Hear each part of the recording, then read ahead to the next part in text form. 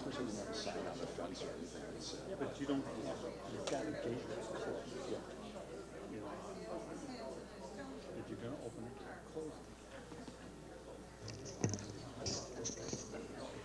It's super big. Same here. Utility companies don't really care about it.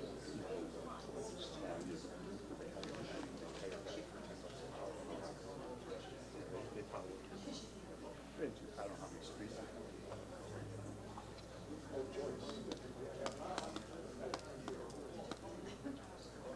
Do want to get a drone.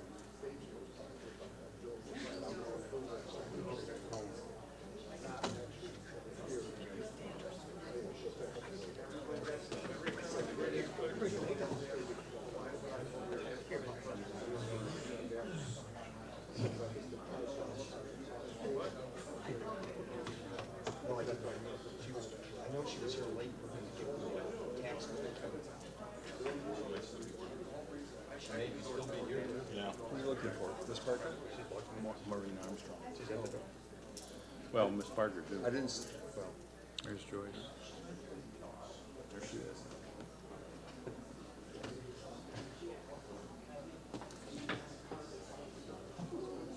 He's put up 2,000. So it's okay. She's got to get the two dancers up.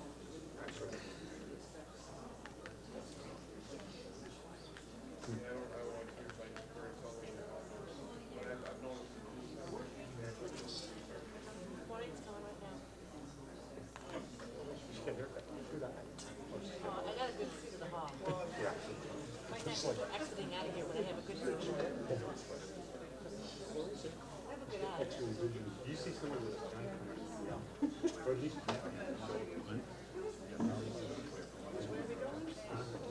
well, Dave's got it. Yeah.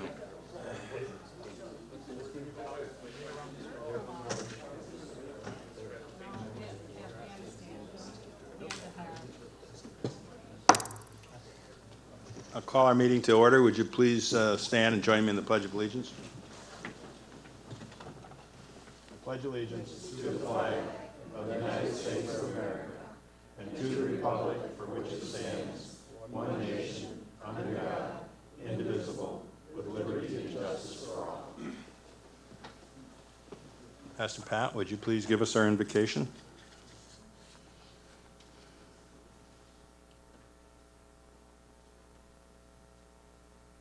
Let's pray. Lord, we thank you for a wonderful time to make decisions, to listen, to hear, and understand. And Lord, with that, we would say thank you for choosing us to be a part of this wonderful city.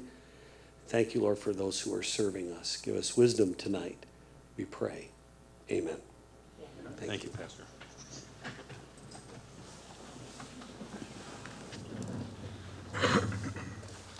For those who might not remember him or might not know him, we have a new person acting as our clerk tonight. He works in the clerk's office, and that's Jim Gross, and I'll ask him to take our roll call, please.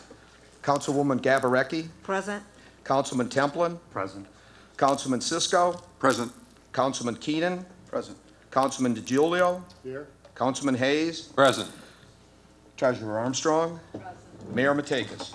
Present. We have a quorum. Could I have a motion for the approval or corrections of the agenda for tonight's meeting? Motion. Support. Moved by Ms. Gabarecki. It's supported by Mr. Templin. Is there any discussion? Hearing none, I'll ask for the vote. All in favor signify by aye. Aye. Opposed, same sign. That's carried. The citizens' comments will be 3 minutes. Before that, I will once again read our rules of decorum. An individual may only speak on an issue after the individual has been recognized by the chairperson. Comments from the floor should be made at the podium, at the front of the council table, or at such other areas designated by the chairperson. Prior to an individual speaking from the floor, the individual shall identify themselves and state their address for the record. The individual will also identify if they are representing any group or organization. If a group or organization is represented, the group or organization may select up to 3 individuals to speak on its behalf. All comments shall be directed only to the chairperson. Speakers are not to address other members of the council or members of the audience. Each member of the public may speak for up to 3 minutes during the citizens' comments on agenda items and 5 minutes during the period citizens' questions and comments. A delegation or group will be allowed to speak up to 10 minutes. Time may not be transferred or conveyed from one person and/or one group to another. All written statements should be given to the city clerk prior to the meeting so that copies may be made available to the members of the public body. No individual shall be allowed to make any defamatory attack or invasion of another individual's personal life. There should be no questions, comments, discussions, or attacks regarding anybody's personal life. The chairperson shall immediately rule out of order any person who begins to bring up such issues. If the chairperson does not do so, any member of the council may by calling for a point of order. If the person making the comments is allowed to continue, the person who is being challenged or whom the comments are made against shall be entitled to make an immediate rebuttal statement. For purposes of these rules as they relate to elected officials or city officials, the term personal life shall refer to anything other than that which is said or done in the person's official capacity as an elected official or in the person's official city's capacity. Members of the public body may question the speakers, but members of the public body are not obligated to answer any questions or make any statements on the issue raised or discussed by the speaker. No person or group shall be allowed to disrupt the meeting or proceedings, and any individual who fails to comply with these rules after having been first warned by the chair to cease such action shall be ordered by the chairperson to leave or be ejected from the meeting. So, there are citizens who want to speak on agenda items. Please come forward.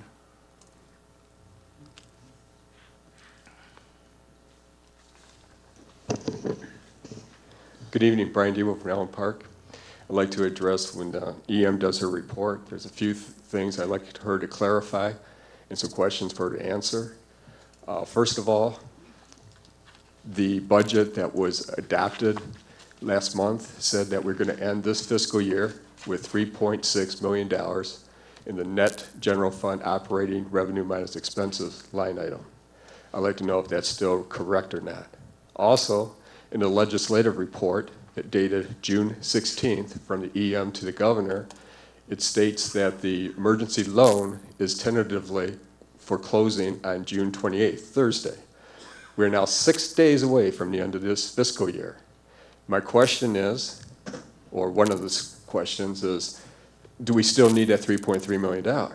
Back on April 16th, the reason why we need to borrow that money and the reason why 5 members of the council decided to forget what 75% of the voters in Allen Park voted for, that you don't borrow any money, they went against the voters' wishes. They said, well, we have to borrow this money, we'll back up the EM because we have an emergency, we have a crisis with our cash flow. Well, here we are 2 months later, 6 days before the close of the year, and what happened to that crisis? Do we now have a crisis for the last 6 days of the year for a cash flow problem? This alleged cash flow problem? It doesn't make any sense. We're going to end up this fiscal year with a positive number regardless if we borrowed $3.3 million or not. So what happened to this crisis? The S&P, Standard & Poor's report that takes a look at our bonds stated you don't need to borrow $3.3 million. It states in the report that we don't need to borrow it. Also, I'd like to see it addressed, the $20,000 that we paid the lawyers to prepare for this $3.3 million, which apparently we may or may not even need today. So the question is, do we still need the $3.3 million? Did we miss any payments? Did we pay the pension yet? Did we pay the SLP property bond? If not, why not? If we did, do we still need the money? Also, what does the city have against the pension fund? Why do the people who pay the bills dislike retirees? I like retirees. I think we should have paid that. I think the argument of we need to borrow this money to pay them off, even when you're going to end up with a positive balance at the end of the year, was a false argument. You could have decided, say, not to pay lawyers or not to pay Plant Moran or a lot of number of items, but you decided not to pay the pension. I don't understand. Hopefully, we get some explanations for this. And why wasn't this June 16th report posted on our website. What are we trying to hide? Thank you.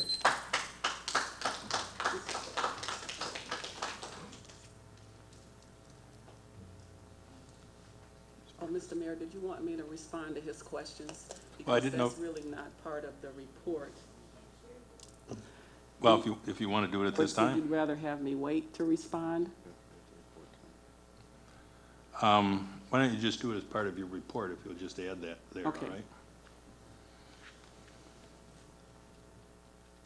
Mr. Mayor, ladies and gentlemen, good evening.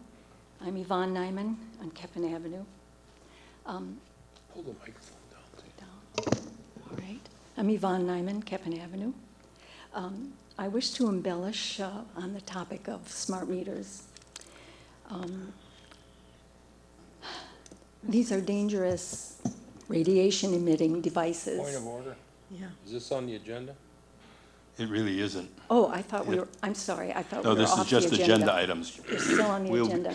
We'll be at Later. Please forgive me. yeah, there'll be 2 other items, and then we'll be back, or 3 items. Excuse me, thank you.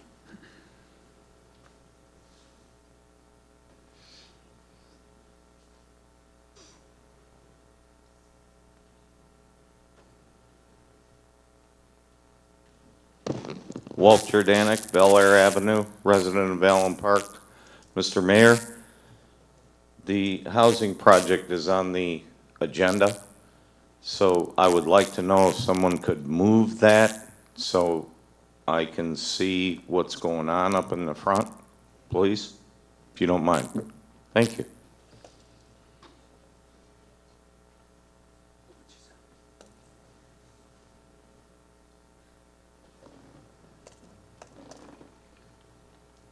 Is Mr. Hill in the, I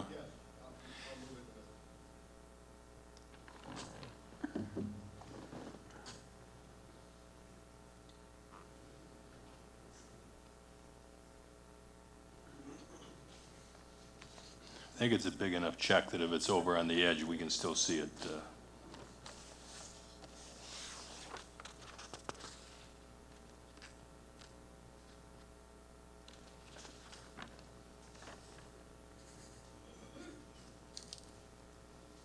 Thank you.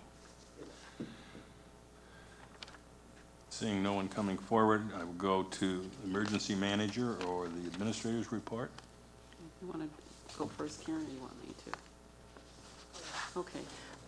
Mr. Mayor, I really do not have a report tonight, but I can answer the questions that Mr. Diebold brought up just earlier tonight.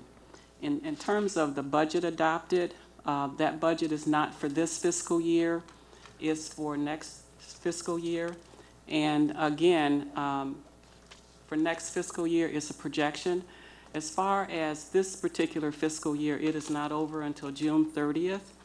And given the status of the city at this point in time, I cannot tell you what that ending balance will be. It's basically the same information that I had shared in earlier meetings with the mayor and council and here at City Hall. As far as the legislative report, the report is due June 28th, and by law, that report has to be posted on the website and submitted to the state by that date. Certainly, as the emergency manager, I would have the discretion to do it earlier. However, there may be other adjustments or clarifications that are necessary, and so I chose not to publish a report prior to the date is due. And then as far as the Standard & Poor's report, just for clarification, in the past, the city actually had a B rating, which is pretty low in terms of where other communities are with their bond rating. And what the Standard & Poor's rating did for the city was to indicate a positive outlook. The rating itself did not change other than the positive outlook. And with the attorney fees related to the emergency loan, anytime you process a loan, there are fees in order to receive an opinion. And in order to receive an opinion from bond counsel, there is an amount that has to be paid by the city. The emergency loan has not closed to date. I can't really tell you if it will close this week or after the July 1st date. However, certainly if the state approves it, we'll move forward with the loan. Thank you, Mr. Mayor. Mr. Chairman, may I interject a thought here because I didn't hear her answer one of the questions. Ms. Parker, I think one of the questions was the bond payment that I think was due May 1st, was that paid? Or are we awaiting these proceeds from this emergency loan to make that payment? The bond payment was made, and the emergency loan, based on what was submitted to the state, would reimburse the city. So did we borrow from water department or something? Or? We did not. So we had the cash to make the payment? We had the cash. However, the question is whether we're going to have cash available until the end of the fiscal year. And so that's still a question until we get close to the end of the fiscal year and we close out the year, which has not taken place. And the pension payment was paid already, or are we awaiting? The pension payment has not been paid. Okay. And just for clarification, based on my last report, the city's cash and fund balance is very different, but the city's cash is was about $1 million. So to a great extent, we have to pay the insurances, we have to pay all of our expenses based on that balance as of right now to get us through the remainder of this fiscal year. Thank you. You're welcome. Ms. Folks, you wanted to give us a report? Thank you and good evening. I just wanted to give you a little bit of information regarding the community center. It came to my attention that Mr. Vasquez, who is a part or was a part of TEAC, had sent out a communication that was very widespread. So I just want to address that. There are two items that he brought up: payment and property. With the payment, I wanted to remind the community that the city had not entered into a contract with TEAC. They did not have a contract with any of the individuals that worked through TEAC.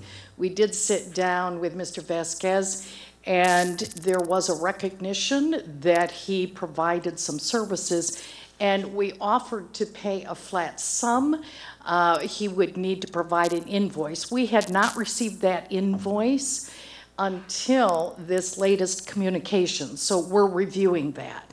As to the property, we had not received a list of the property that he had indicated was his.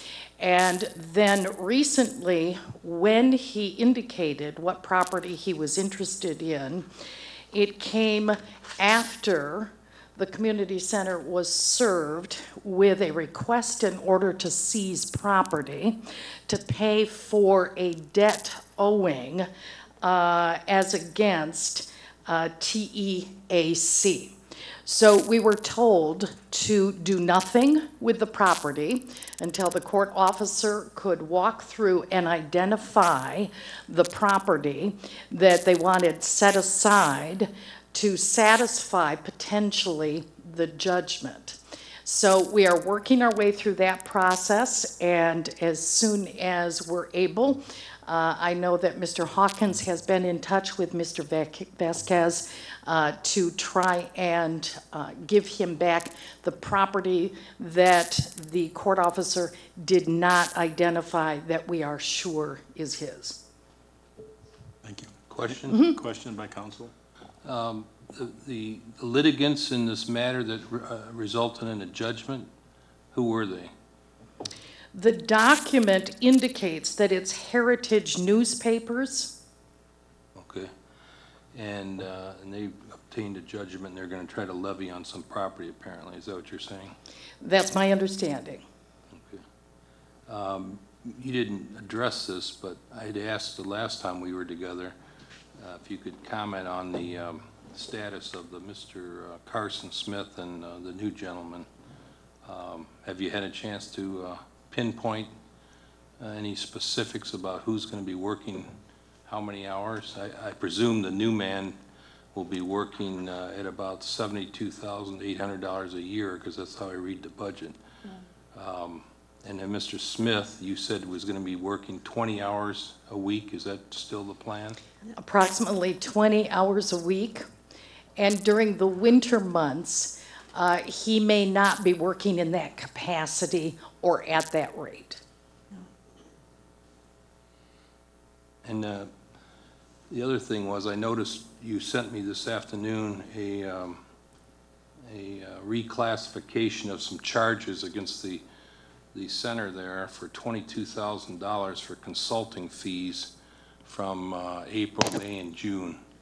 And I presume this is that Mr. Rinke, or is that who it was here, the man who gave a report? So I had received an email request asking about certain consultant services that appeared on the claims and accounts, and it appeared under the supplies. And it was miscoded. And so the email that Mr. Hayes is referencing has to do with that. And the finance department is taking care of making sure that it's coded correctly. And so those are the charges, not of Ron Ranke, but of the individual that we brought in to direct services as an independent consultant, and that is Ron Wolkowitz. So he got $22,000 for essentially 3 months, and Mr. Smith gets about $22,000 for 6 months at his rate. I guess I'm just worried about how many consultants and how many staff we're going to have over there to run this place. So in 2012 is when TEC was brought on board. So for well over a year, the city really did not know what was going on in terms of the operations and the management. And so to bring, first of all, when we determined that we didn't understand exactly what was going on over there, we brought in Ron Ranke. He's the one that provided you the report. We followed those directions and those recommendations. Ron Wolkowitz, we brought in to try and wrap his arms around for the first time in over a year what that operation was. So that meant looking at all of those different aspects. We weren't sure who the vendors were. We weren't sure who we had user contracts with. We weren't sure of what the equipment looked like, whether or not there needed to be any repairs, any updates. And so he worked long and hard for us during that transition period, which was about 3 months. So the fact is that our administration just ignored this for that period of time and allowed it to suffer, is what you're suggesting. So the contract that was entered into did not provide for any contract compliance individual. Did it preclude you from going over there and monitoring the place? I was not here.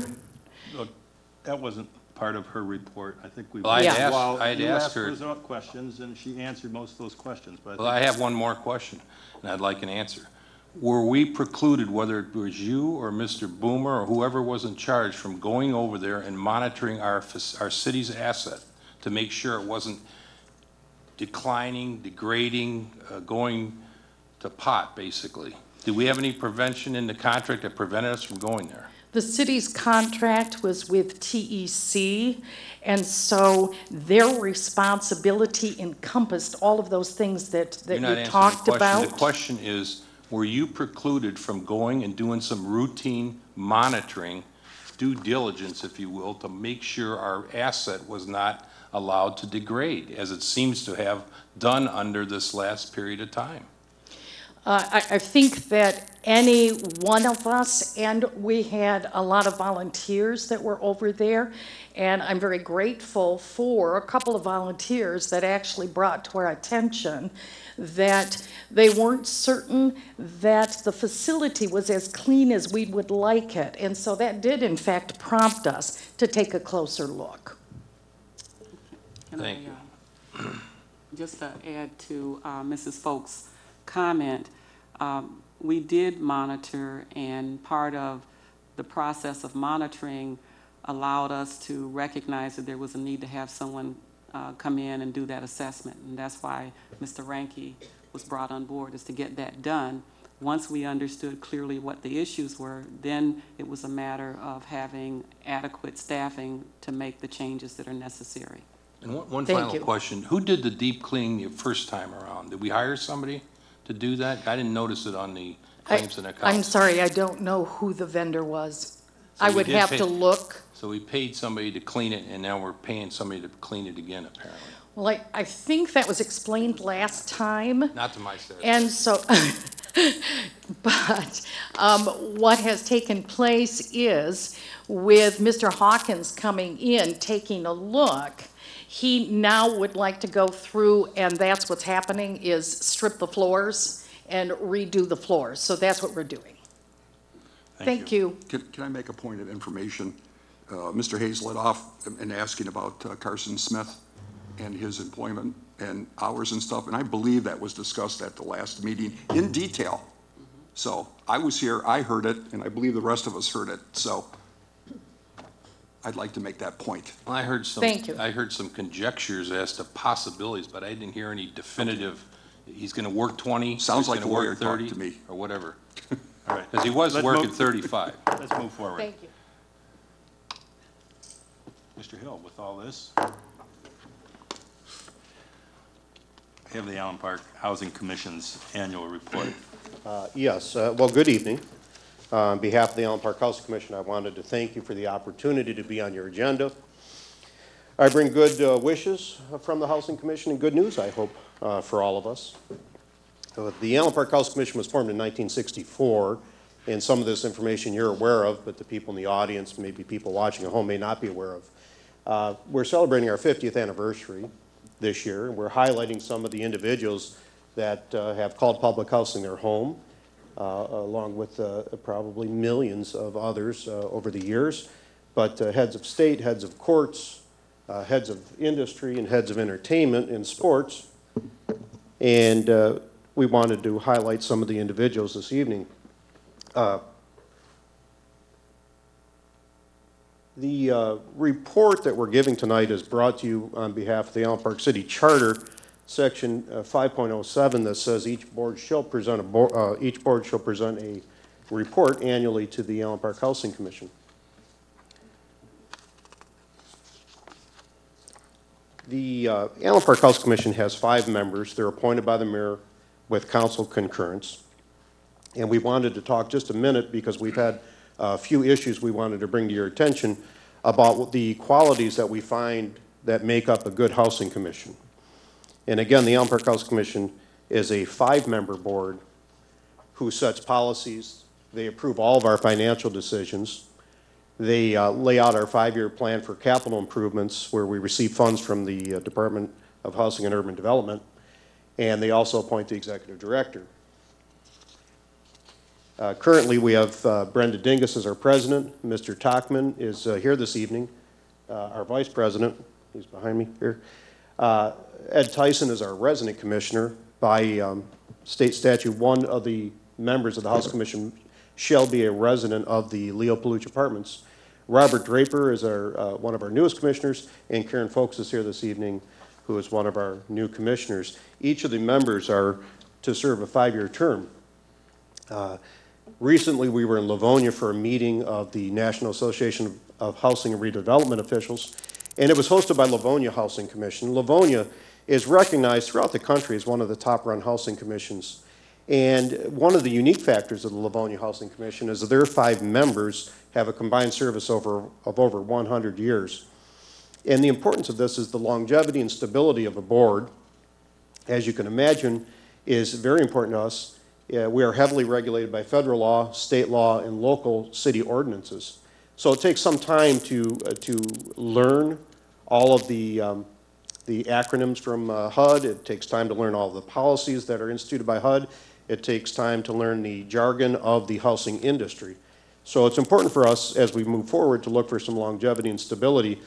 It's our goal to have each one of our commissioners certified nationally, and each certification takes approximately 2 years to achieve.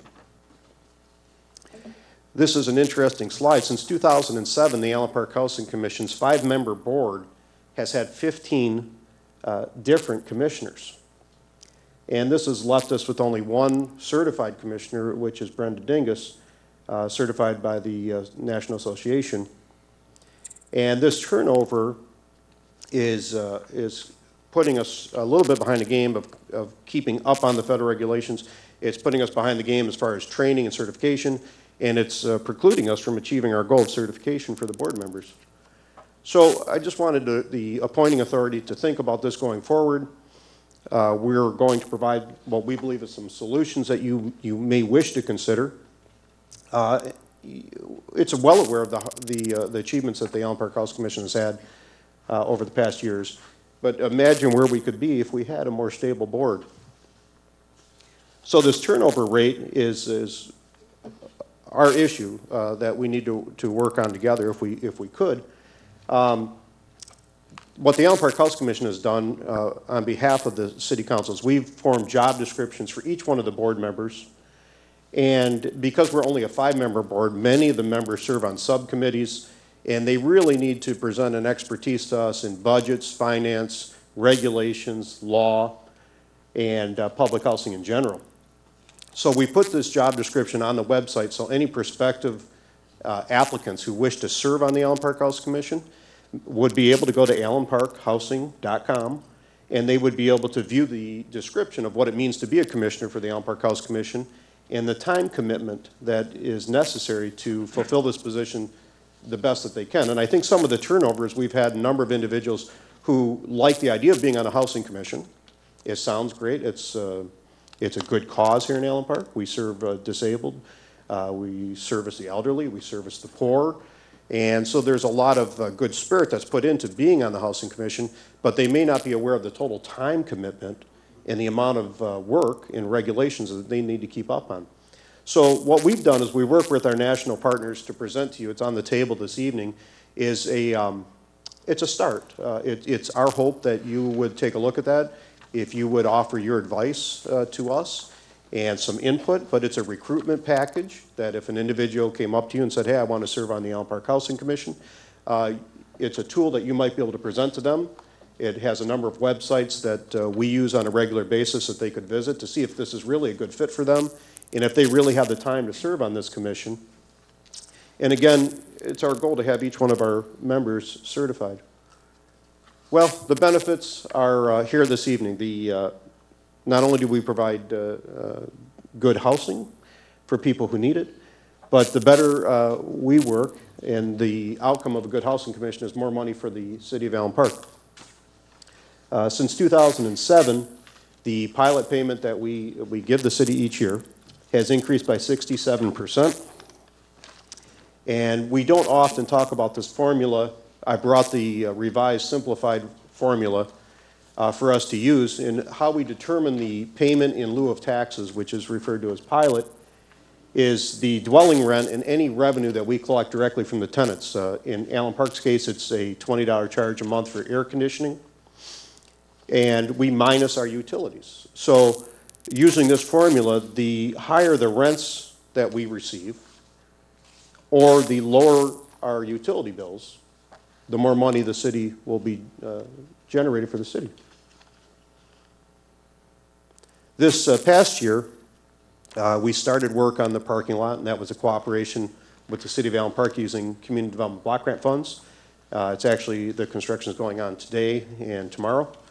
HUD has come into our offices with a team of 3 executives to do what's called an annual 5-year consolidated review, and that has generated a 630-page response from our office to HUD to answer many of their questions. It's also caused us to completely rewrite what's known as admissions and continued occupancy policy. And the best way to explain that is if you have a bad back and you don't treat it, you have a bad leg and then your shoulder hurts. And when you go to rewrite the ACOP, you have to rewrite every other policy that you have. So we have rewritten our lease, rewritten our tenant handbook, and rewritten 13 policies as a result of rewriting the admissions policy for HUD as it was mandated. Also, our administrative assistant, Jennifer Ashton, received a national scholarship. She'll be in Peoria for training, and when she's finished, she'll be certified as an occupancy specialist, which is an asset to all of us, but specifically my office. Just in closing, it's important to note that the good business management of the Housing Commission is extremely important. It does generate revenue for the city. We have to keep our eyes focused on what we're there for, and our main goal is to service providing safe and affordable housing at a decent price for Allen Park residents and for disabled residents in our community. We did, in our new admissions policy, include a preference, the highest preference that you can receive is for veterans. And we're going to be doing outreach this year for veterans. And also for Allen Park residents, they will go to the top of our list for public housing. So I appreciate your time very much. Just take a minute. We did pay our pilot payment some weeks ago, but we did bring a check tonight in the amount of $19,448.77. And we hope that goes in some way to helping the city move forward. Thank you. Do you have any questions from council? Yeah, I had a couple. What did you pay in pilot in 2007, if you recall? It was around 11,000. It was over 11,000, but it was very close to 11,000. And there was a pretty steady increase. It was like 11,100, 11,800, 12,000.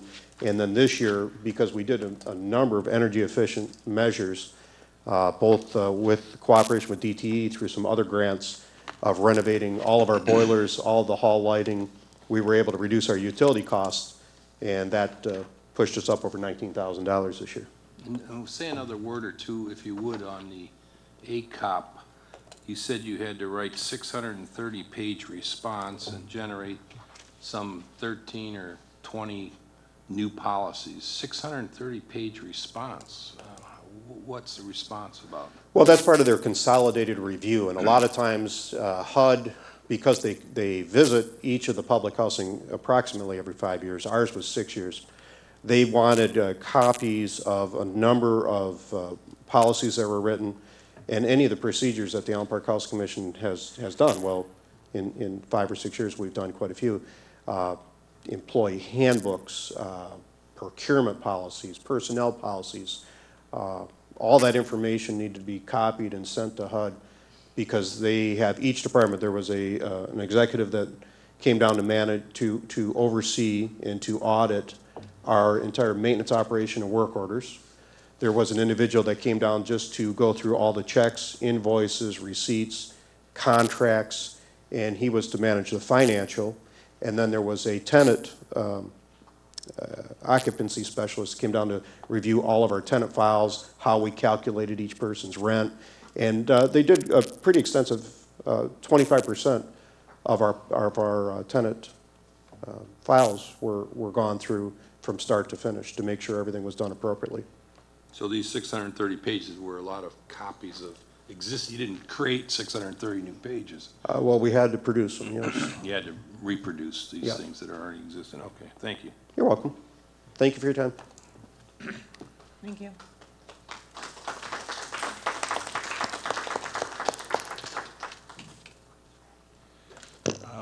I have one item for council tonight. It's a parade permit for the United March of July 17th, and I'd ask for a motion on that, please. So moved. Mr. Hayes has moved. Do I have a second? Mr. Keenan is supported. Is there any discussion? I hear none. I'll ask for the vote. All in favor signify by aye. Aye. Aye. Opposed, same sign. That's carried. Thank you very much. Before we go to the attorney's closed session item, I'm going to take citizens and then elected officials' comments, but we'll take citizens' questions and comments at this time, and you are limited to 5 minutes, please. There was a lady here that wanted to speak about the AMI meters. Did she?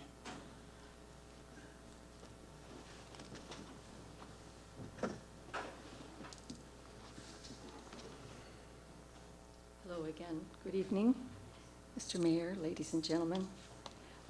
Yes, I wish to embellish. Okay, just give us your name once more, though, please. Yvonne Nyman, Keppen Avenue. Thank you. We know there's research and documentation that shows these meters emit over 100 times more radiation than a cell phone. Thousands of people have reported the sudden onset of illnesses. You know, this is dizziness, depression, insomnia, heart palpitations, and so on. This has been documented. Thousands of people this has happened to.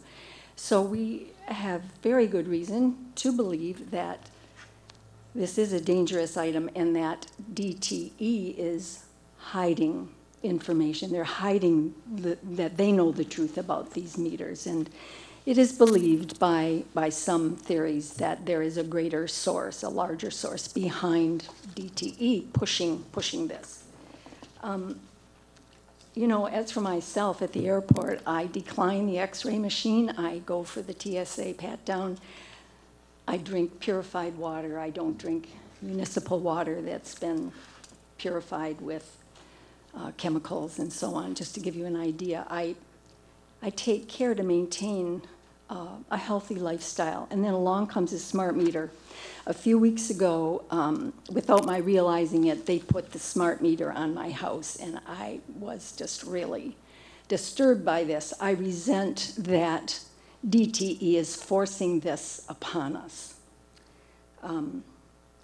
As a city governing body, I believe that you have the power to do something about this. Tonight, I am asking you to submit a proposal to the lawmakers, urging them to pass the McMillan bill, the House Bill 4315, the bill to defend the rights of utility customers to refuse smart meters without having to pay an opt-out fee. Paying an opt-out fee, a fee, period, to not put something on your house that you don't want. Plus, it's an invasive device of your privacy. We have learned that also. Some people say this is just downright extortion. The word has been used. When you draft this proposal, we are urging, along with that earlier part, that we're asking the Attorney General to enforce existing laws, such as the one that makes it a felony to attach a surveillance device to a private home without the homeowner's knowledge and consent. Well, guess what, folks? It's on my house, and I don't want it. I'm frightened at what it will do to our health, my neighbor's health. We care about our health. I know you care about yours, your children, your grandchildren, mine, my children, my grandchildren, everyone. This goes for everyone. So please, I strongly urge you, I strongly encourage you to draft this proposal, urging the lawmakers, in fact, insisting to pass the McMillan bill. Excess radiation can alter the body's DNA. It's known that it can attack the nervous system and your brain activity. Now, this is a serious matter. This is a great big deal. So please, I urge you to draft this proposal, do it immediately. And if you still don't get that this meter is harmful and that it is indeed a big deal, then I caution you, you may not want to get your head too close to the smart meter. So thank you.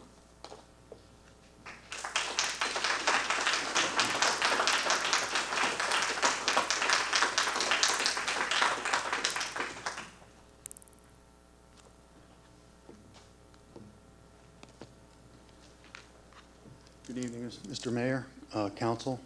My name is Steve Pickett, and I live on Roger Avenue. I don't know if I can do anything close to what was just said, but I am very concerned about the same issue. My family and I have been residents for 27 years here in Allen Park. And I too was shocked when I learned from a mailing from DTE that we're going to have to take this smart meter. I didn't know anything about it. I started to do research, and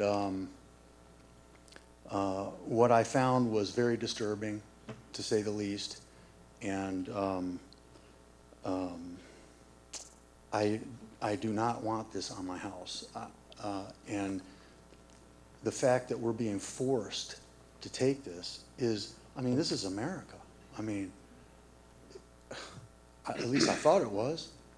And like she said, my wishes for you as a council is to do a resolution, or I don't know about legal things, but whatever is necessary to, you hold way more weight of influence than us as individuals. And so you know, you've been elected to uphold the U.S. Constitution and protect the citizens of Allen Park. And I don't know if many of you or any of you believe that how dangerous this stuff is, but I have information here that I can hand out, and you can do a little research on your own if you haven't already done that. I mean, but so my wishes would be the same as what the lady just said about petitioning our legislature with a resolution that she had mentioned, because your influence is far greater than ours. Thank you very much.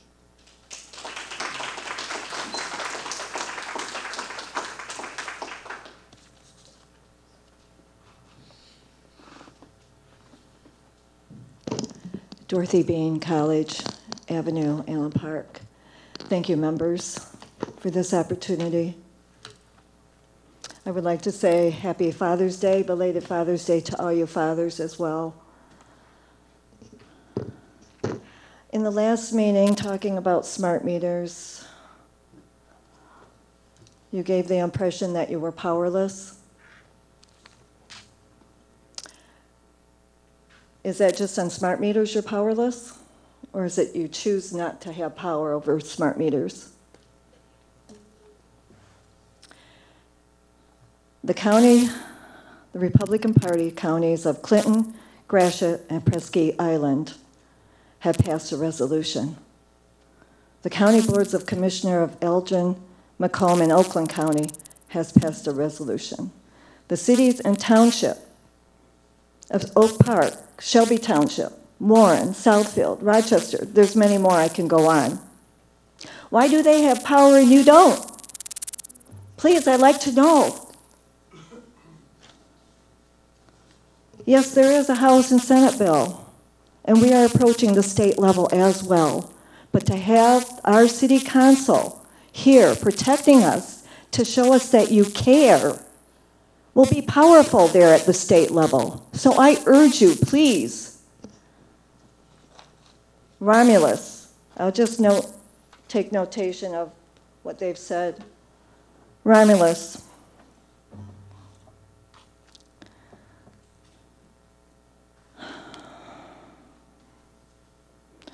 To also have a choice to retain their analog meter without penalty. Livonia. To allow individual customers to decline smart meters installation in their homes. Macomb. The ability for consumers, I should say, to keep their current analog meters. Van Buren. Prohibiting smart meter installation within the township boundaries. Rochester. Opt-out of having a smart meter installed in their home. And then I have like I stated, the Gratiot and the Clinton Township and the Presque Island. Also, what's going up this week is Oakland County. Tomorrow night, they will be voting on. These are resolutions for the House and state bills to be at least taken out of the committee to be voted on. I know Yvonne was asking you to do a resolution to go to the lawmakers at the state. I'm asking you also, you can do that, and as well as the city here. We will have power in numbers. I know you all know that. And you have power. If all these other cities have power, why don't you? Why don't you have the power? Or you're choosing not to be having power over these smart meters to protect your citizens here. So I respectfully urge you, this week, please. I can show you copies of resolutions. Romulus is a very good resolution, or any of the other ones. So I urge you, please, decide to protect your people here. We want a choice. If you want to have the smart meter, that is your choice. I want to protect my health. I have concerns. Maybe they're not your concerns. So please, I ask you to reconsider your power that you have here. Thank you.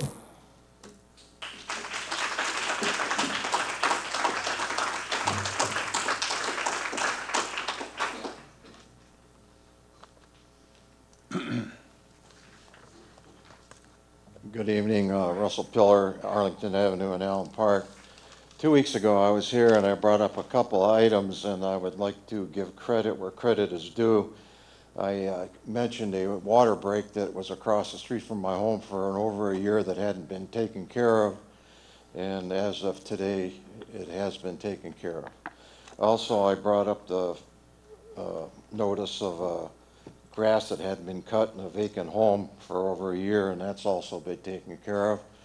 And also, I'd like to give credit to the DPS. Last week, there was a huge tree limb that fell on the widowed lady's property next door to me. It fell across the city sidewalk and was also blocking the yield sign. And the DPS came out at a rapid response and took care of that also. And I'd like to give credit to them for doing a great job. Now I'd like to ask a question through the chair to the emergency manager. For 2 years, not only myself but other citizens from Allen Park have been coming up here and asking, when is the meetings with the Hill going to produce something? When is the last time you had a face-to-face meeting that accomplished anything? We've had ongoing meetings and discussions, and we also have a draft of an agreement, but it's not finalized. Thank you very much. You're welcome. That's all I have. Thank you very much.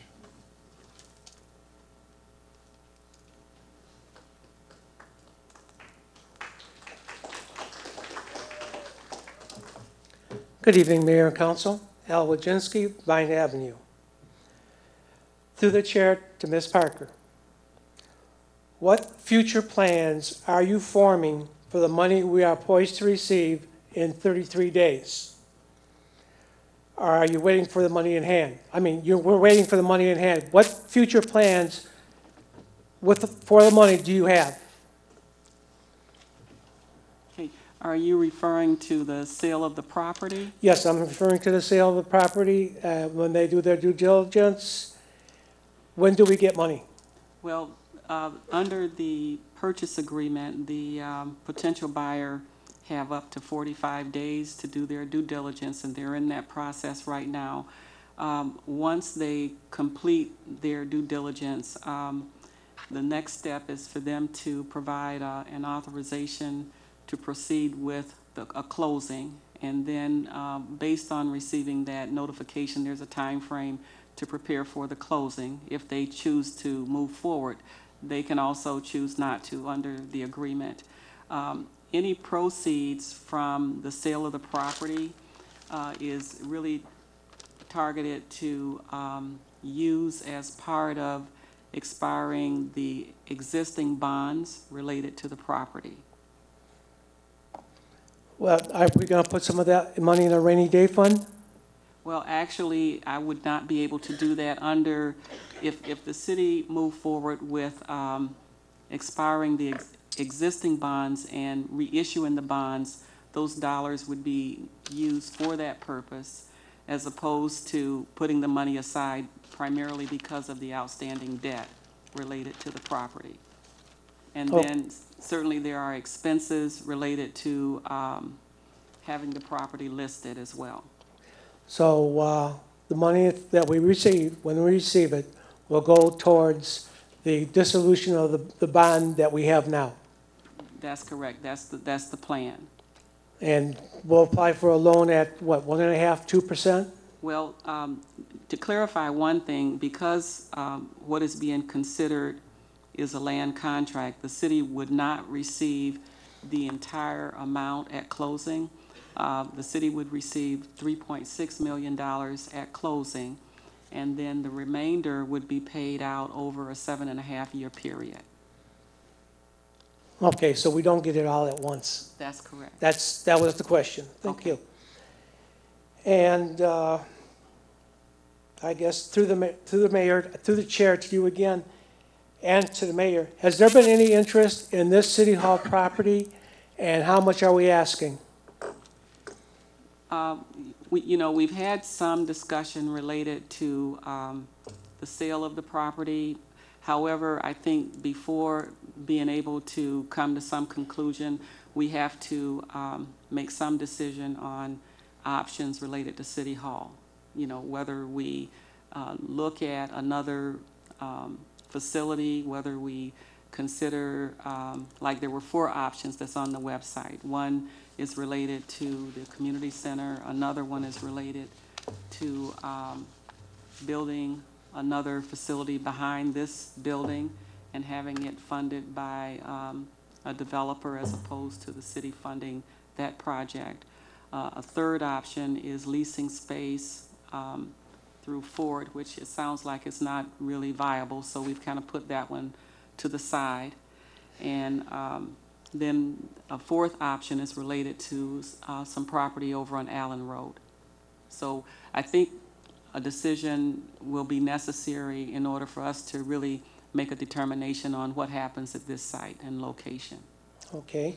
Well, I'm promoting option 5, that we look into the old high school, because all the medical facilities have moved out.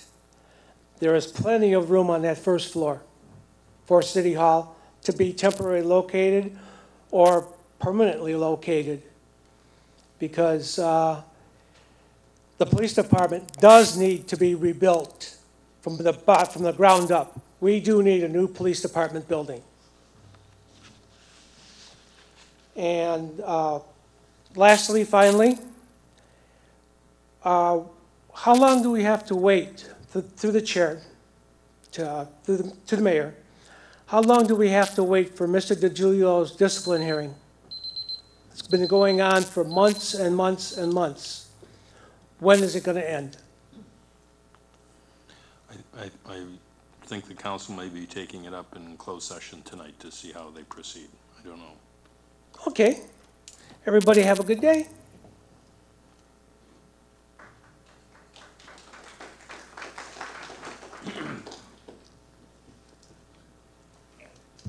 Hello, my name is Mark Meyerson. I own a couple health food stores. I'm talking about the smart meters here. I've had the privilege of consulting as a nutritionist over the last 8 years, probably close to 5,000 people. And one of the chief complaints I get as a nutritionist is the inability to sleep or to have good sleep. People that maybe they can fall asleep, but they wake up in the middle of the night. Since these meters are starting to be installed, I'm getting more and more cases. I threw away my cell phone about 8 years ago. Might not be a good business move or for time and stuff like that, but I was getting severe headaches. Since I got rid of my cell phone, the headaches have gone away.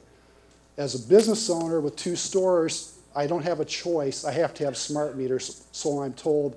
I'm starting to experience personally more headaches myself.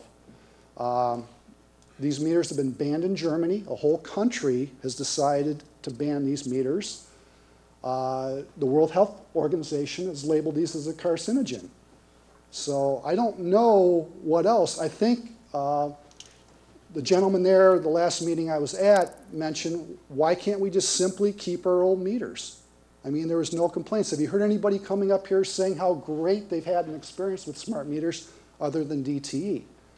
So I ask you all to look in your hearts, do some research, check it out. I have a friend in California that's been a nutritionist for 40 years.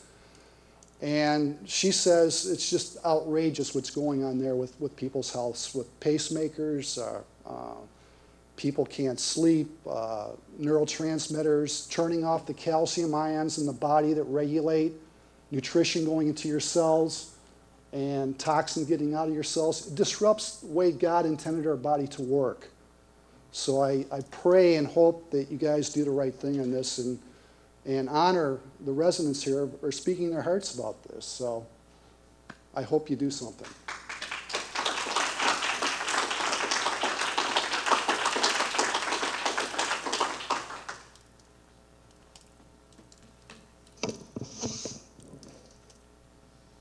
Good evening, Nancy Simmons, Keppen. I live on Keppen. And I wrote something out that I was going to read tonight, but I don't think I'm going to. I'm just going to echo my support in what the others have said about the smart meter and the concerns that we have. It's the health concerns, the cost for us, the privacy issues, and safety issues are a grave concern to us. I have no idea if any of you have actually gone, you know, whether it's on the internet or to the library to look up any newspaper information or anything like that. I don't even know if you've had the opportunity to do that, that you've just kind of listened to people either making fun of those who are against it or whatever, but it is a concern. I went last night to the Wayne County Republican Party Committee meeting last night where Dorothy Bean actually introduced a resolution. She did an awesome job. Steve Geary was there and was able to support a lot of what Dorothy was asking for. A lot of questions, a lot of interest. They did table it, but they are for the purpose of researching. And they are going to come back in a month. Tomorrow night, Oakland County Republican Party Committee is also meeting, and we're going to be going out there to support them as they actually vote on a resolution. And as the others are saying, you guys are not powerless. And if you actually believe that, you've got to stop believing that you're powerless, because you are not. You would be such a tremendous help to us if you would come up with a resolution that you're not afraid legally to pass. I mean, give us all we're asking is that the bills be brought forward and that they discuss and then modify them so that they give us a third option, an opt-out, to keep our analog meter. We're not asking that they be banned. You have your choice. We would like to have ours. That's all we're asking. So please consider doing that. The other thing that I wanted to say is that this afternoon, as my husband and I were coming home, down our street, across the street, lightning struck, and I about screamed myself out of the car because it was so loud, the flash. And it hit our neighbor's house, and 911 was called, and you know, within a couple of minutes, I could hear Allen Park firefighters coming because the house was catching on fire. And those guys were phenomenal. They came racing up and they unloaded their stuff and they got themselves busy to do the work that they've been trained to do. And I am convinced that if we had not had that group of men that we had, that house would have been lost. It would have burned down. There were people in that house when it got struck. And so I just want to publicly thank our firefighters for an awesome job that I witnessed. I stood out there and I watched everything that they did, and those guys were absolutely terrific. And I just want to thank them from the bottom of my heart for what they did. And I know, because I talked with our neighbors afterwards, and they were so grateful for those guys. And so I just thank you so much for them.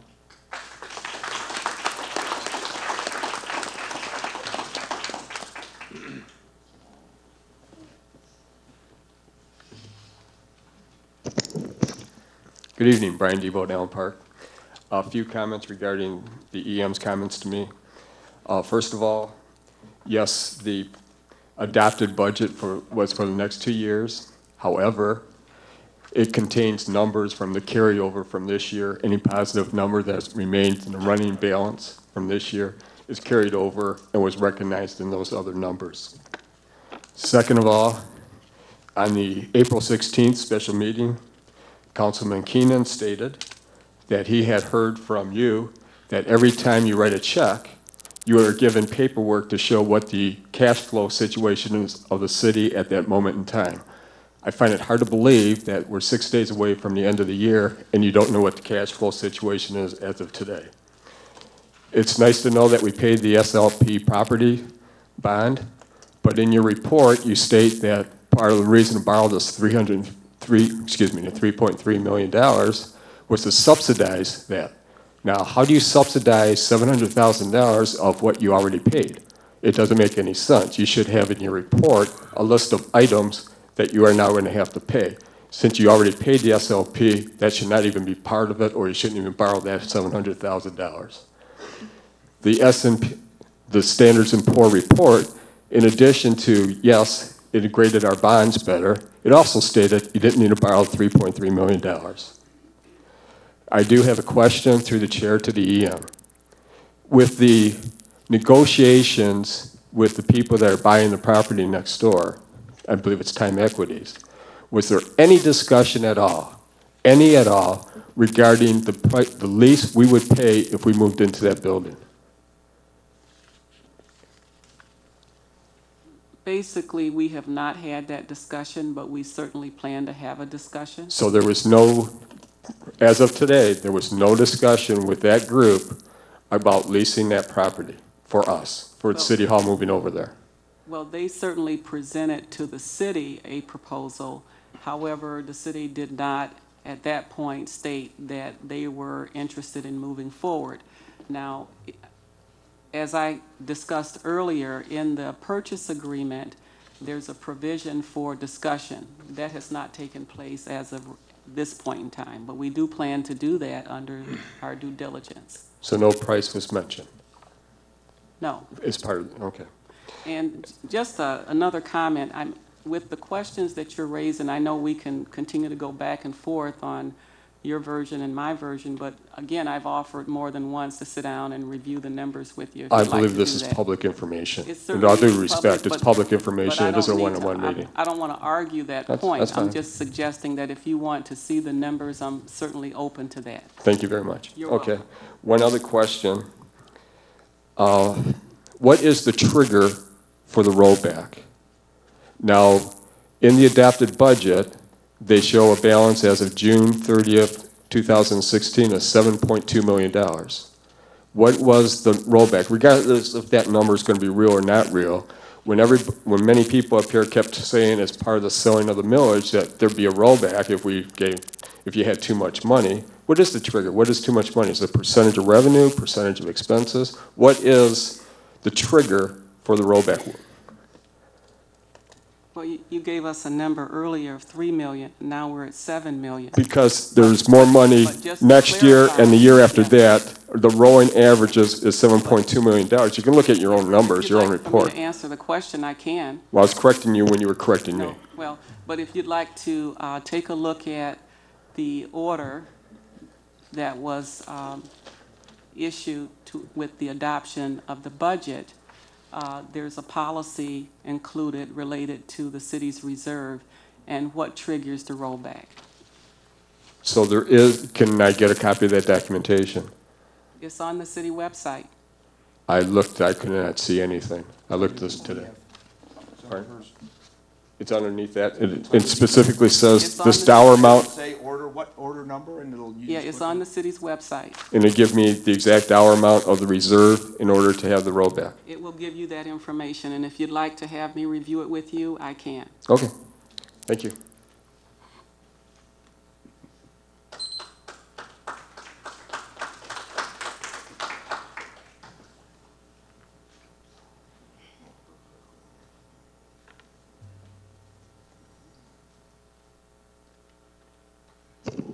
Walt Jordanik, Bel Air Avenue, resident of Allen Park.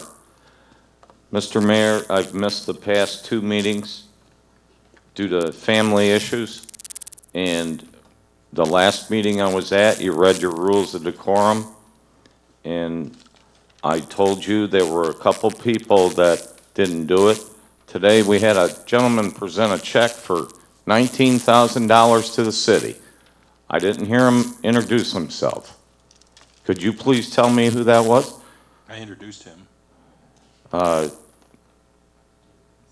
Yes, the housing director? I don't know if I said housing director, but I introduced him as Mr. Hill from the pollution. Yeah. Okay, I apologize.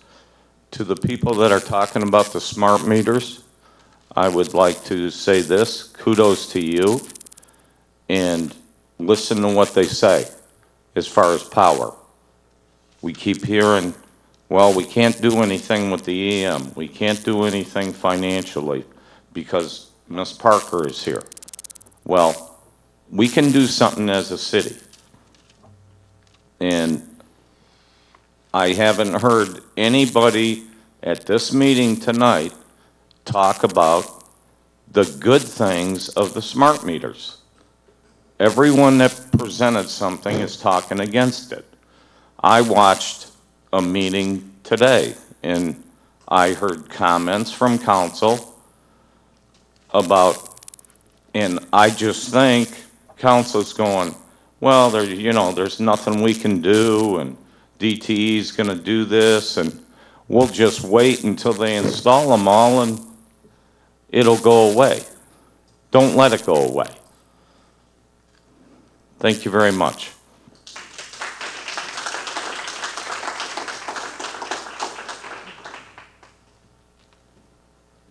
Good evening, everyone. Steve Cermak, Crescent Avenue. I personally don't believe in the smart meters. I did what a few people mentioned earlier in the previous meetings, and I put a lock on my meter box. I also put a no trespassing sign, and it worked out pretty good. I got what I expected. I got what I considered a threatening letter from DTE, which stated, since they did not have immediate access to my backyard, which I had found out later, I'm only required to allow them to come into my yard once a year. And we used to have cards sent to our house where we could fill out the analog meters ourselves. And so why can't we keep the analog meters, fill out our cards? And my dismay, I just can't believe it, that no one in this council has enough, well, maybe there's a couple people here, that you're not considering getting together and let the powers that be know that you're behind the citizens for their individual rights. Thank you.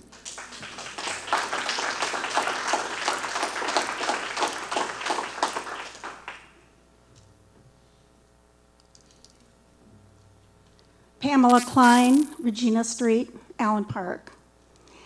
I want to thank all the people that last week gave lots of information about the smart meters. They've already been put on our block. They just said, we're putting in a new meter, and they put a lock on it. I've spoke to many neighbors. They're not happy. They are concerned about the different things you've all heard about, the physical problems that might arise, the radiation. I garden. I eat out of my garden. And if I'm not asking that you just, I'm asking you ban it. Why should we have anything that can be damaging to little children, to seniors, to teens, to adults? Why are we allowing this? Wasn't that a red flag when DTE said, don't have the videos when we're doing our presentation? We don't want it videotaped. That should have been a red flag right there. Why not? The truth should be known. The question should have been asked. So now we're facing this. Our neighborhood, or at least our block, already has these installed. And we're not happy, and our neighbors are not happy. And I'm representing them as well as my husband and myself. We have 10 grandchildren. I don't want them coming over and being radiated. And I'm sure none of you want yours either. We have a couple of things that we want to present to you tonight besides that, but that's the priority right now. And I feel like we need to let all of our neighbors know so that you can hear the residents' complaint about this. The next thing that I've been involved in is there's a shredder that they want to have a shredder for automobiles.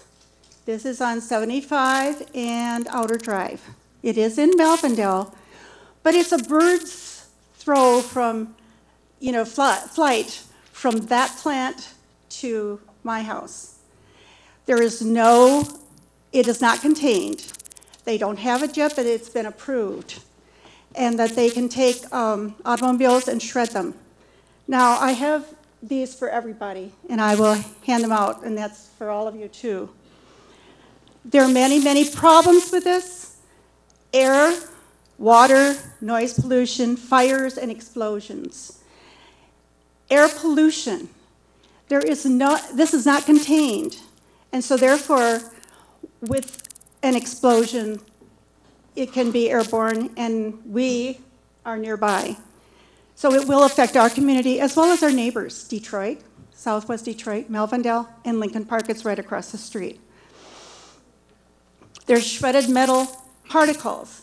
They're just going to try and build a little fence around it, or better yet, a concrete fence. There's volatile organic compounds, toxic dust that we inhale. Then, of course, we live by the Detroit River. It's not far away in the Rouge River. And there you go with your water pollution. The noise from this, and hopefully we're far enough away, but the neighboring people will experience noise night and day. People we've known that have lived near them have actually had to be evacuated from their home because of fires and because of the toxic waste. This particular, it's called the GLE Scrapyard, and it's on 25435 Outer Drive in Melvindale, has already received a violation. And here they're wanting to go ahead and put in this shredder that can do more damage. So I would ask you to find out more about this. There, on here is the Community Action Coalition Against the Shredder and a number. And remember, we will be affected if anything does happen. We're not that far away. And sometimes we need to put pressure on our neighbors so they'll do the right thing for their community. They don't have a televised meeting. And so this kind of slipped under the rug. And every resident that we've spoke to did not know about this. So we'd ask you to find out about this concern. And now I'll let you take over. Oh, thanks. Hi, I'm Ann Marshner. I'm from Melvindale. I waited till last. I'm here to invite you to come tomorrow to the public hearing on pet coke. Pet coke comes from Marathon, from refining the tar sands from Canada, and it's been on the river and blew all the way to Canada, and it's pretty much toxic. And they want to store it. in River Rouge, right next to Ecorse.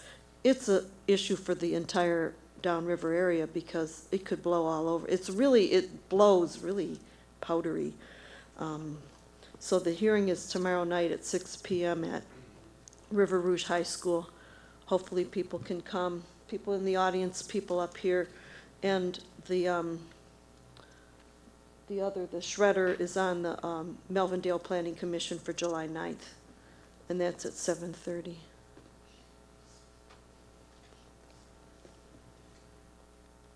I have one paper here. It'll have to be copied. It was taken off the internet. Hazardous waste is not clean, renewable energy. There's a bill they're trying to pass that designates that pet coke is clean, renewable energy, non-toxic. We know it isn't non-toxic. So thank you. Can I ask one question? Councilwoman Get Ricky. The location for the meeting on July 9th in Melvindale, is it at Melvindale City Hall. Okay, thank you. Thank you.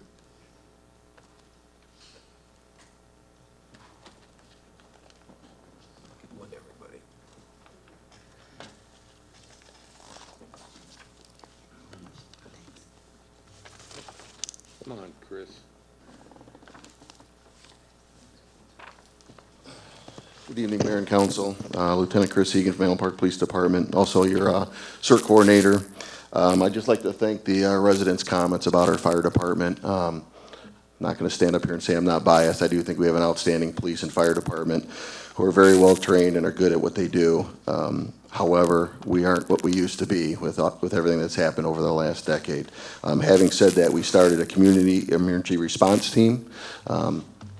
Councilman Gurecki joined, as well as a lot of members in the audience tonight in Allen Park and Melvindale. And the reason why I tell you that is with the storms that are happening nowadays and other events that come up, this CERT team has been enacted to help police and fire respond and assist them, support them. But like anything, unfortunately, volunteers doesn't equal free. So one of the things we're doing is we're having a fundraiser. I've already had 5 or 6 donors. Some have been anonymous, some haven't. We're certainly in need for others who would like to help out. There are needs that this group has.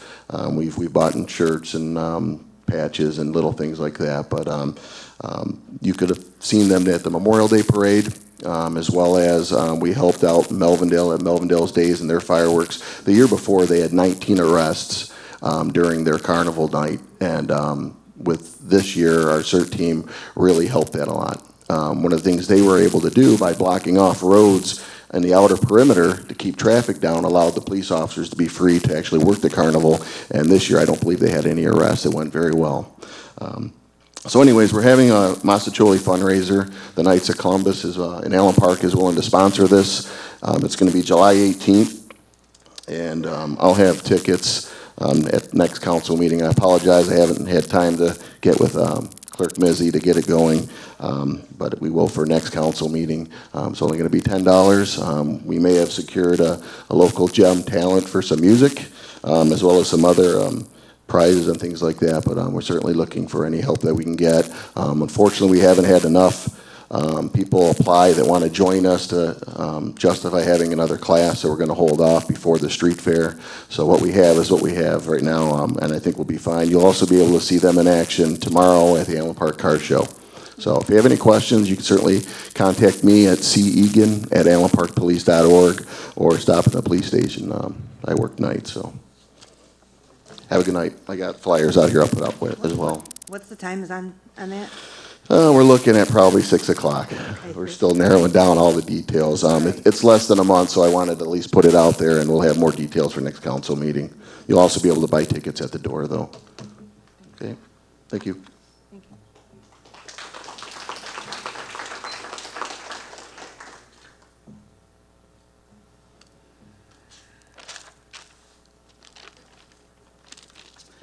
Hi, I'm Dominic Trudell. I'm on Stanley in Allen Park. In regards to these smart meters, I do understand that there are a lot of people who could very well be affected by these. some people are more like canaries in the coal mine, okay?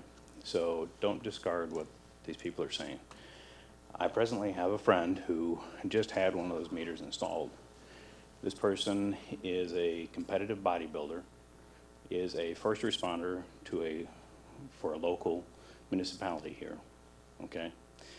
And when that meter was installed, did have heart palpitations and other things going on, is experiencing the headaches, and has asked DTE, asked the person who actually installed it to remove it.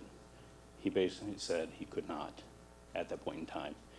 When she did call, she was told that it would be $67 to have a new meter installed or to have the one modified, and it would be $10 a month to have it read. That I find to be extortion, because $10 a month is unreasonable for a public utility to charge for having a meter read. So I find the fact that if DTE is going to force us to have these meters, we should have the ability to opt out of them, okay? We should have that ability to say, no, we don't want them. But if they are going to tell us that in order to go back to another one, that we're going to be charged an exorbitant amount for something that we have been dealing with for the last 50 years, I find this to be very, very bad business practice on their part, okay? And I think the Utility Commission needs to be aware of this stuff, okay? I don't discount her reaction to this. She is very in tune with her body, being a competitive bodybuilder and being a first responder, okay? So I also know that even like my dad, she can tell when storms are coming in. She gets those electric zaps. She feels them, she understands them. She does not have a microwave in her house, and she does not even have a cell phone that she holds close to her head. She gets headaches very quickly because of them. So these are the kind of things that, please don't discount the possibility of this, all right? Even though you may not be affected, some people are, okay? Thank you.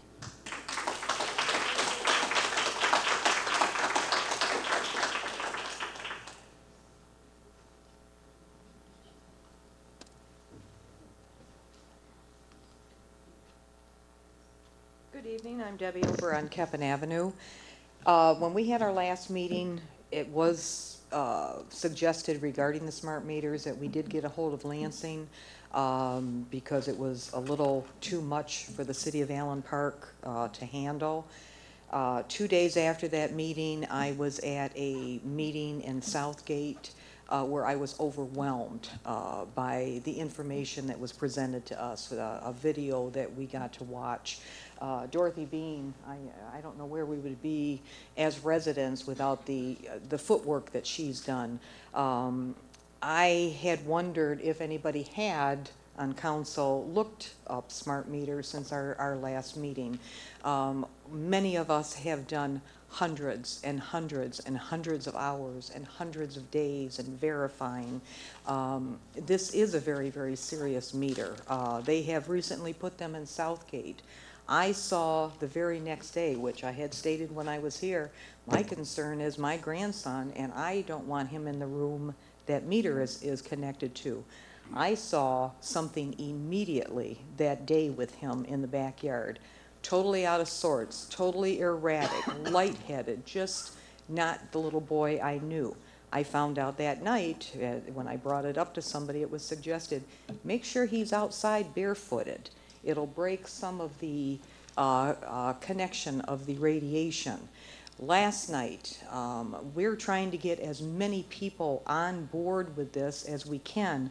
Our biggest problem is because people don't see it on national television, they will not believe it to be true. Our problem is DTE pays commercials to all of our national advertising. They pay political people. They're in the pockets of everybody, so no one is going to say anything negative. We are not a bunch of idiots. I've been in Allen Park for 20 years. I'm proud of living here. I don't want my home to become so radioactive in the future I have to move out by FEMA or something. Yes, that does sound a little bit out of the realm, but there's a lot of ramifications here. And we are, the citizens of Allen Park, are asking for your help. Our biggest problem is not only this smart meter, our problem will be the next election when most of you are gone and other people come in. Where are we going to stand? This is happening on your watch. It's happening in our neighborhoods. We're asking for your help. If there's something we can suggest, we'll research it and we'll help you. If there's something that you can do, there's this bill that is in the House. We have it till the end of the year. The more people who come on board is certainly going to help. And that's all I have to say, and I thank you for any help you're going to give us. Thank you.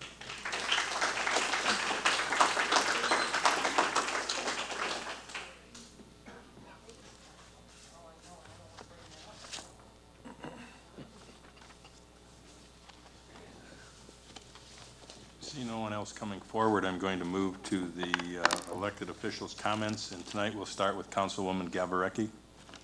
Thank you, Mayor. First off, I'd like to thank everyone for coming out tonight for your comments. Remind everybody about the DDA car show tomorrow night from 5:30 to 9 on Allen Road. Also, as Chair of Legal Affairs, I'd like to remind everybody that Legal Affairs is called for a meeting on July 1st at 6 o'clock over at the Southfield Lease Properties. And to also, if you can, keep July 18th open and join us for the Massachusetts Dinner fundraiser to help out our CERT program. So thank you to Lieutenant Egan and also Rolando Hinojosa from Malvindale for their support of the program. So thank you and good night. Councilman Hayes. Thank you, Mr. Chairman. Let me just address that last group first, the DTE smart meter issue.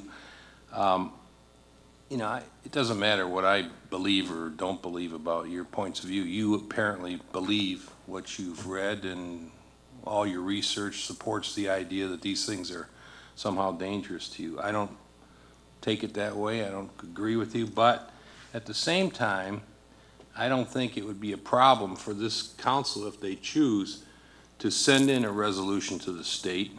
I would be disinclined to say that it's a fact that they're dangerous, but rather dealing with the issue of opting out without a charge. I don't know how much of impact it will have. I think it would probably have more impact sending it to the legislature than us issuing one to DTE. They're just going to look at us and ignore it because we don't have any power to affect DTE, although the legislature may.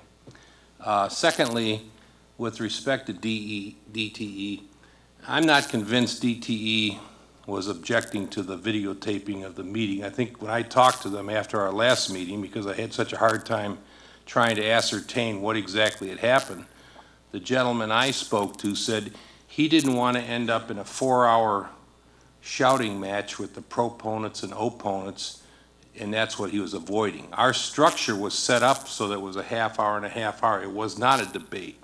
And indeed, they said, go ahead and broadcast it if you wish. We don't object to that. We can't tell you what you can broadcast or not broadcast. They're a public utility. They're here to serve us. They don't dictate the terms of what we do or don't do here.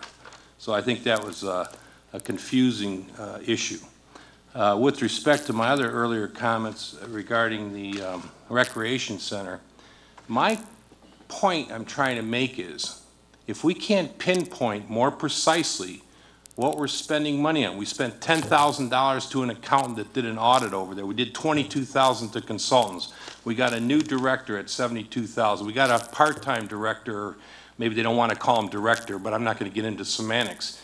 Another guy who occupies a position as a former director, making so many hours, and they're tiptoeing around how many hours he's actually going to work. I still don't know. I didn't get an answer tonight, with all respect to my colleague. We didn't settle that matter. And furthermore, the kinds of questions Mr. Diebold continues to bring. I read the report that Mrs. Parker prepared that has been sent to the governor already, apparently, because I got it through a legislator, and there is no mention of us having paid the $1.5 million bond payment or whatever it is, when the report itself says, here's a list of all the expenditures above $5,000. So I don't know if I take her word for it. She said it was paid. It's just not recorded in her list of payments between March and May 31st. So I don't know if it was or wasn't. And that's the kind of problem. We need to get some precision here, some accuracy, and some answers to pointed questions. And I don't know why it's so painful to get these questions. Now, you don't have to like the way I ask the questions, but I didn't come here to a ballet. I came here to find out what's going on. I'm not here to play beanbag. I'm here to find out because people are asking me these questions, and I want to find out answers, and I don't feel I'm getting answers. I may yet get answers tonight. I don't know. But the fact of the matter is, the report says all expenditures over $5,000, that one's not included. So I don't know, maybe it was paid June 1st after the report was done. I have a hard time. That would have resulted in late penalty fees, interest charges, and things like that. So I can't imagine that. So other than that, I think that's all I have for tonight, and I thank you very much for your coming, and I look forward to supporting the CERT people. I think Chris Egan's doing a great job, and Tina, we appreciate you being involved. And I would invite Tina to consider, as our chairperson of Legal Services, to consider, let's put it, maybe we can add to the agenda a resolution for the smart meter business if we can write it in such a fashion as to meet all our needs and represent our public. Thank you.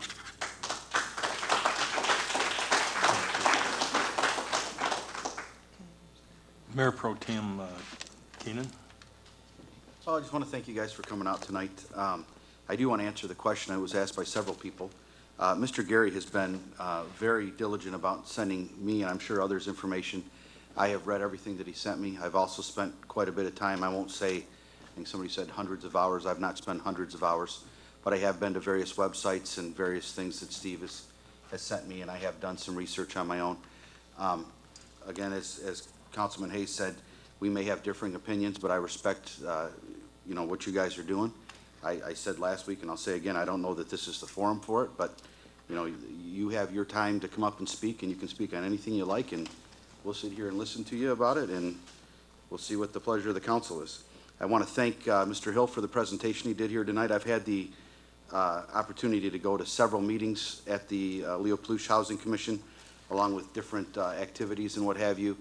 And I will say that the residents seem very pleased with the Housing Commission and with the folks that are running the show there, and that they feel like they're doing a good job for them, and I think that's very important. I want to thank him for his presentation and certainly for the pilot money that was given back to the city tonight. Every little bit helps.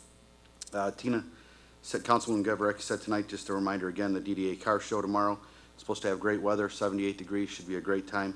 Usually have a very good turnout if the weather's good over the past few years, particularly because it's the week before, this weekend is the Downriver Cruise on Telegraph, so a lot of folks that are in town for that come out for the Allen Park Car Show. So if you like the old cars, they're not all hot rods. There's old unrestored cars, there's restored classics, there's hot rods, so there's a good diversity of different automobiles. If you like that kind of stuff, you'll have a great time. I think that's all I had. Oh, Lieutenant Egan, Councilman DeJulie's correcting me. That's right. It's on 4th Street, not Telegraph, the Downriver Cruise. That's the Taylor Cruise. Thank you. Lieutenant Egan with the CERT team. Again, I just want to thank him. I've had many opportunities to talk to him about CERT. I am not a member of it, but I know that he spends a lot of his own time on CERT and interacting with those folks. And these people, we want to remind you again, are volunteers. So it's very important that we get together as a community and try to support them in their efforts and help them to be able to get the tools that they need to be able to do what they're doing out there for us. Thanks again. Councilman Cisco. Thank you, Mayor. I guess I'll address to the DTE people. I guess that's what I'm calling you now, the DTE people, which is probably not a good thing. Yeah. But if I might make a suggestion, if it's even possible to do, is that, you know, we had a number of people speak tonight to the issue, about 9. And I believe the previous meeting was around 5 or 6, if I'm not mistaken. And you are somewhat organized, which is a good thing. If I might suggest that if you put a petition together, go in your neighborhoods, Allen Park residents, not people that don't live here, and put a simple petition together and go up and down the streets and ask people to sign it. Bring it to us. You know, that shows power. You want to talk about our power, let's talk about your power. Your power to organize and get things together. A petition from the citizens about this issue would be very, very powerful. That if we brought a resolution, we could attach that petition to a resolution. This would be a good thing. So, that's my comments for that. And as far as House Bill 4315 and Senate Bill 819, if you wanted to opt out, you shouldn't have to pay any money. They're trying to punish their customers. Instead, maybe they should try to reward their customers. But that's what happens when you have a monopoly. It is what it is, right? But I really believe that if you could get a petition going, and it seems like you're somewhere. I know some lady was here at, I can't remember her name, a couple weeks ago, said she was going up and down the streets from her car yelling at people to come to the meetings. But that's, you know, put something together. I know you're organized, and get them out in the streets. Get some names. It's a beautiful thing. It will work. So that's my little advice to you all. And as far as all the other things, I think Ms. Parker is doing a great job in this city. We are moving forward. In spite of what you hear from some people, we are moving forward. And Ms. Parker is at some point transitioning out here shortly, which means we will be back into our control. There'll still be state oversight. And let's not forget that when Ms. Parker makes financial decisions, these financial decisions are stamped by the state of Michigan. They are looked over by the state treasurer. And it's beyond me at times how there are people that question Ms. Parker, which means they're questioning the state, which means they question everything. Not a bad thing. We definitely need people that are watching what goes on. I believe in that totally. But at some point, you've got to step back and say, what is the ideology that's being presented here? My ideology is this. I just want Allen Park to get better. I want us to be financially strong. I want to be able to listen to the citizens and try to react to whatever they need. That's what I want. I'm not sure what the others present at this point. So I want to thank everybody for coming tonight, and I appreciate everybody's comments. And I hope you appreciate mine. Thank you. Councilman Templin. Thank you, Mayor. I'd like to thank everybody for coming tonight. I appreciate all your comments. I feel that on this meter issue is that a resolution would help from the city of Allen Park, but I also believe that our representatives will respond more to each individual, writing letters to them. I mean, that's always seems to be the way that you want to go. I'd like to thank Lieutenant Egan for his work with CERT and Andy Hill for his presentations tonight, and just wish everybody to have a good night. Councilman DiGiulio. Thank you, Mayor. I just want to say that I will support my mayor and council and all the residents in any form to ban the smart meters. I don't want one on my house either. I didn't have a choice in my...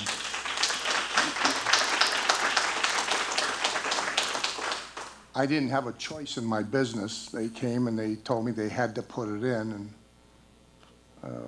even though I told them I really didn't want one, they said, you don't have a choice. You own a business here in the city.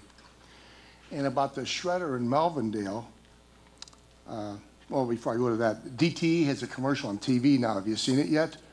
Okay, I just saw it tonight.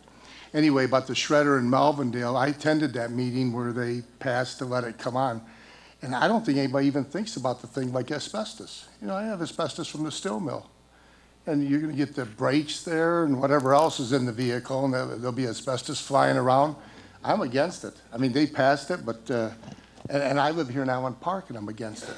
I agree with you.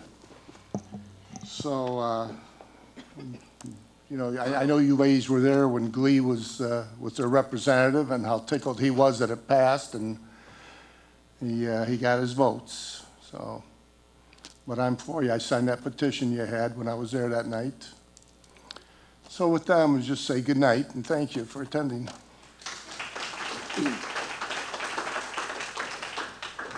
Treasurer Armstrong? I want to thank everyone for coming out, and I would just like to remind you that the tax bills will be coming out July the 1st. They are due the 15th of August, and you have until the end of August to pay them without penalties. We realize that there are people who are struggling financially, and we will take partial payments. So if that's helpful to you, please take advantage of that. And everyone have a good evening. Thank you. What day is that they're coming out? What July day? 1st. July, okay. Merry Christmas to you too. Mr. Gross, our acting. I only got a couple of quick announcements. Just for anybody who's under 18 and will be 18 by the year or by August 5th to register vote by July 5th.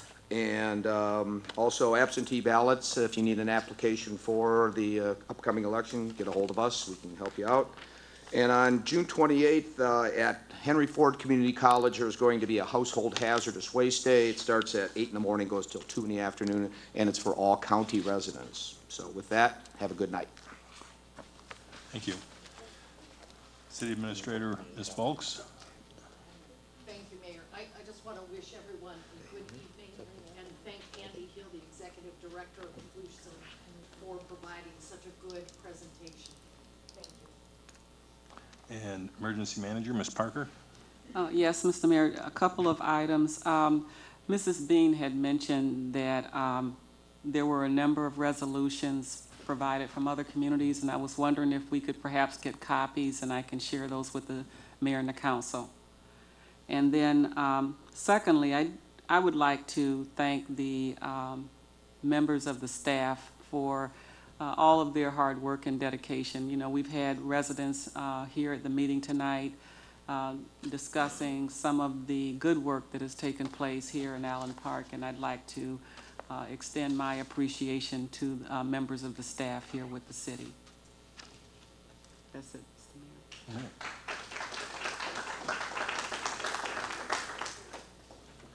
I want to thank everyone for coming tonight. I'll just say one thing about the AMI meters. Last Tuesday, my section of Allen Park lost its electric power. Happened to be coming to City Hall about that time, but I went on my phone, showed the area was out, showed the work order, and stated that they would have the power back on by 9 o'clock. Wouldn't have meant much except the citizen that was standing in front of me at City Hall yelling at me to tell them that we needed a new transformer and they didn't know the power was out. And I kept trying to tell them they do know the power was out because I saw the work order on the power. And this went on for a few minutes. First of all, I didn't believe I was the mayor, and I kept saying, I am the mayor. He says, no, you're my lawyer. And I says, I'm not going to be your lawyer much more if you don't calm down. Because he was my client. He is my client. But didn't seem to recognize me in this setting in City Hall. So if you think you're well known in the city, even your clients don't know that you got elected to office. But I just say that was something, after we realized the work order was there, that there was, the power was to go back on. It actually did go on between 4 and 5 o'clock, as it turned out. But it does have that advantage. If you remember when all of us try calling in, when the power goes out in one of our sections, how we can't get on the line or we don't get answers, or they're making a list. So to that extent, it is helpful to know what the status when power is lost. With that, I'm going to ask for a motion to go to the closed session. And So moved. Mr. Hayes has moved. Do I have a support? Support. Mr. Templin.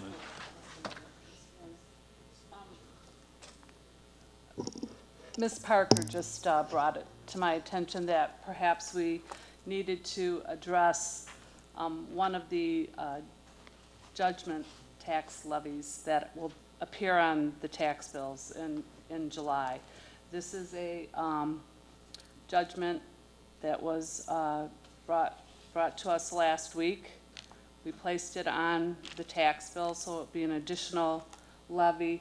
I don't have the actual millage rate. It's close to 0.538. I think it's a little less than that. It averages around 21.55 per household. And this was something that we were required to put on the tax bill, so you will see that when you receive your tax bill in July.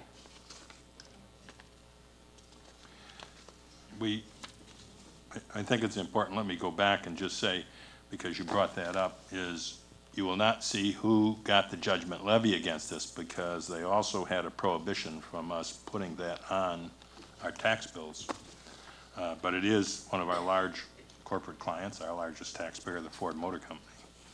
And, but that's who got the judgment levy and put it on our tax bill. So you should know that, but it couldn't be put on the bill. So It's actually 0.610956. Okay. I have. Yeah. In any event, I'll go to a motion to go to closed session. It's been moved by Mr. Councilman Hayes, supported by Mr. Templin, and it's a roll call vote. Councilman Giulio.